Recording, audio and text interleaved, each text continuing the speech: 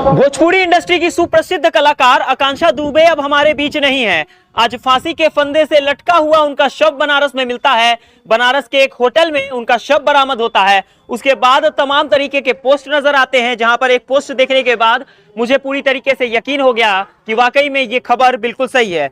लोक गायक शिवेश मिश्रा पोस्ट करते हैं कि कुछ तो बात जरूर है, आखिर क्यों? Question mark.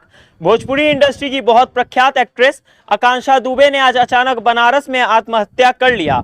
ये खबर सच तो है, लेकिन यकीन नहीं हो रहा है। भगवान इनकी आत्मा को शांति प्रदान करे। तो सवाल यहाँ पर उठता है कि वाकई में आकांक्षा दुबे ने यहाँ पर सुसाइड किया है या फिर ये बिल्कुल एक प्लान मर्डर है।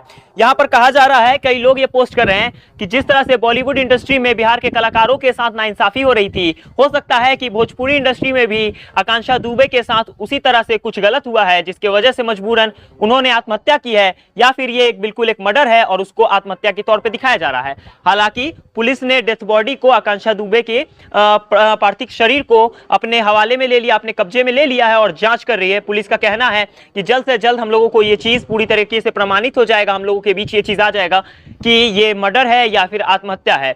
बनारस के एक कमरे में उनका लटका हुआ शव मिलता है, जिसके बाद पूरे भोजपुरी इंडस्ट्री में खलबली मच जाती है। पूरे सोशल मीडिया पे अलग अलग पोर्टल्स के माध्यम से अलग अलग लोग पोस्ट करते नजर आते हैं कि आकांक्षा दुबे अब हमारे बीच नहीं रही।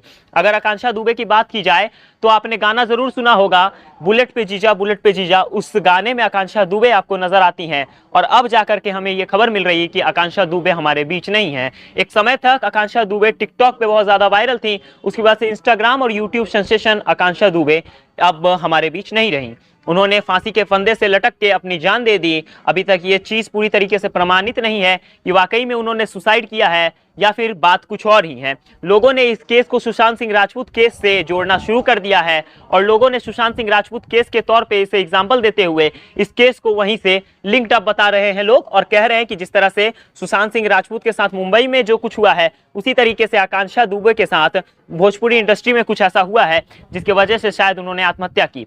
अगर अफवाहों की माने तो बात यह भी उड़ रही है कि आकांक्षा दुबे कुछ समय से डिप्रेशन में थी और डिप्रेशन के वजह से ही उन्होंने बनारस के एक होटल के कमरे में सुसाइड कर लिया, अपनी जान दे दी और फांसी के फंदे से लटक करके उन्होंने दुनिया को अलविदा कह दिया। इस बात की पुष्टि हो चुकी है कि आकांक्षा दुबे अब हमारे बीच नहीं रही, लेकिन लोग अभी भी ये मानने को तैयार नहीं हैं कि उनकी चहेती एक्ट्रेस अब हमारे बीच नहीं है। लोगों का कहना है कि हो सकता है इसके पीछे किसी का हाथ हो। आकांक्षा दुबे का पवन सिंह के साथ एक फोटो बहुत तेजी से वायरल हो रहा है। लोग निरंतर इस फोटो को ऑनलाइन इंस्टाग्राम फेसबुक पर पोस्ट कर रहे हैं और लोग कह रहे हैं कि काश आज आकांक्षा दुबे हमारे साथ होती, और अगर उनके साथ कुछ गलत हुआ है तो उस गलत का पर्दाफाश होना जरूरी है।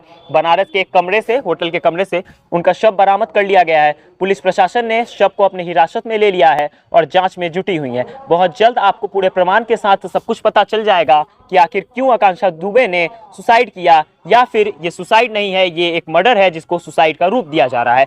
बाकी इस खबर में इस चीज की सतर्क बिहार पुष्टि करता है कि आकांक्षा दुबे ने सुसाइड किया, ये बात बिल्कुल सही है, वो हमारे बीच नहीं है, इस चीज की सतर्क बिहार पुष्टि करता है। लेकिन आगे आने वाली खबरों की अभी कोई भी पुष्टि नहीं हो रही है। आगे जैसे भी कोई अपडेट आएगा आप लोगों के बीच वो अपडेट लेकर के आएंगे। बाकी इस वीडियो को देखने के लिए तमाम लोगों का बहुत बहुत धन्यवाद। आप देख रहे हैं सतर्क बिहार, मेरा नाम है प्रतीक परमार।